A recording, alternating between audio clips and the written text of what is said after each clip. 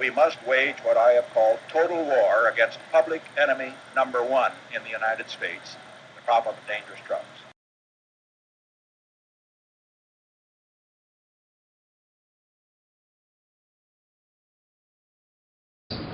40 years ago, President Nixon stated that drug abuse was America's public enemy number one, and that it is necessary to wage a new, all-out offensive. What has resulted from this infamous speech has become quite a familiar story. 40 years of increased incarceration, leading to the current rate of 1.7 million arrests per year. Because of this, the United States has 5% of the world's population, yet 25% of its incarcerated people. 40 years of disproportionate effects on communities of color. Even though whites use drugs at basically equivalent rates as blacks, blacks are arrested and prosecuted at twice, thrice, or even higher rates than that of whites. Nationwide, blacks are incarcerated at 8 times the rate that whites are for drug offenses. We are here to honor the agony of everybody affected by the war on drugs. We are here to say, enough. It's time for change. No more drug war. But we also got to ask the question, why do we always got to talk about war? Why can't we talk about other kinds of solutions? That's the kind of militarism that we continue to grow up in, and we don't think twice about what that means to engage in war. War always destroys somebody. War always devastates a community. War always takes someone out of a family. War doesn't look at the complicated realities that exist within a society, because 1/2 of all of those who are incarcerated are there because of substance abuse, and therefore should be treated as a medical condition and not as something that is criminalized. Sisters and brothers, enough is enough. We got to stand up. We got to begin to preach this and teach this.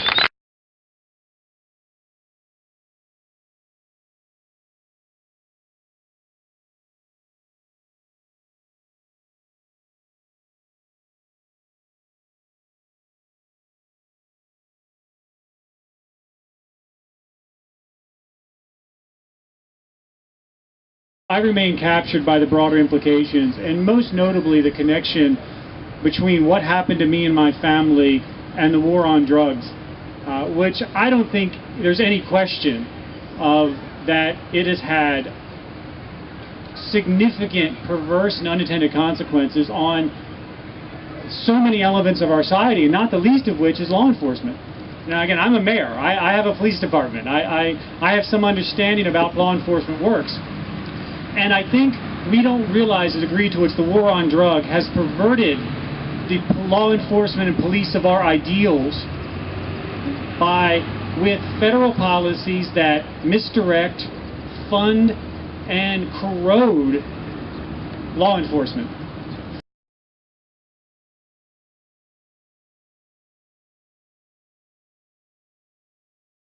He was tried in 2000 and convicted in a nonviolent, marijuana-only conspiracy. He received 2 life sentences plus 20. 137 people per 100,000 inhabitants are killed in Tumaco, mostly young men. Disease index is 24. So I wanna just say, guys, how momentous it is and how much good we are trying to do here. And not only good for the United States, it's a good that will go elsewhere.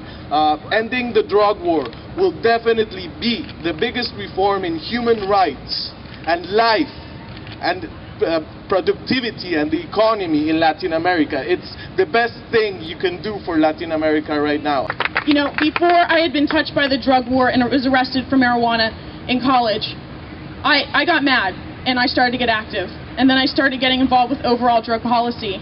And that really blew my mind, because I started learning that it's not just about marijuana or crack cocaine or heroin. It's about the way we treat one another and what we take from other people who are very good people in their hearts and in their minds. And it was Cheryl who did what I would not have done. You see, Cheryl fought the drug war like a real war.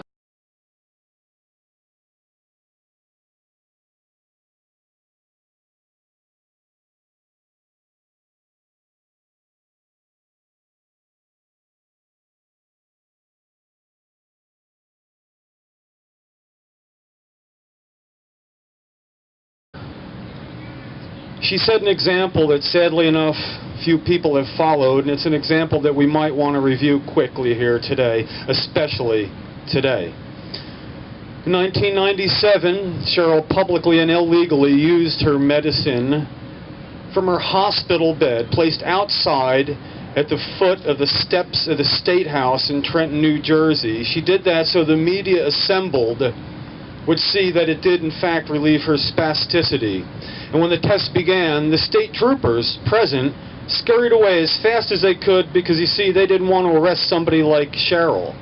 They were beat down that day by a woman who couldn't move her arms and legs. 40 years we've been fighting a war on drugs. For 40 years we've been right and they've been wrong.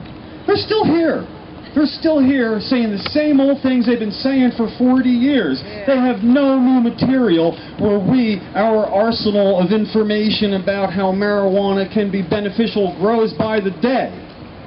And I got to tell you, I think that kind of might be our fault. When I say our fault, I don't mean necessarily the students here. I mean people like me that have been fighting this war for 2 decades. And I think maybe part of the problem in the past was that, you see, in a real war, people and groups work together to defeat a common enemy. And in the past, there have been, no surprise to most, some drug reform groups and individuals that have not managed to work together, even though we have a common enemy. And that has to stop. I am hoping that it is students that can bridge that gap. That you will go from being students with sensible drug policy onto the other groups all across the country and know better. So when the time comes, we do work together and bring the full force of our fury upon them and beat them once and for all. Because I don't know about you, but I do not want to be back here in 10 more years marking the 50th anniversary of the war on drugs. So what happens when you end the war, as they supposedly said? You know, it's no longer the war on drugs. So what happens when you end the war? Well, here's what should happen. Number one, you release the prisoners. And you send the prisoners home. Number two, you rebuild that community that was devastated by the war. But the most important piece is that the killing stops.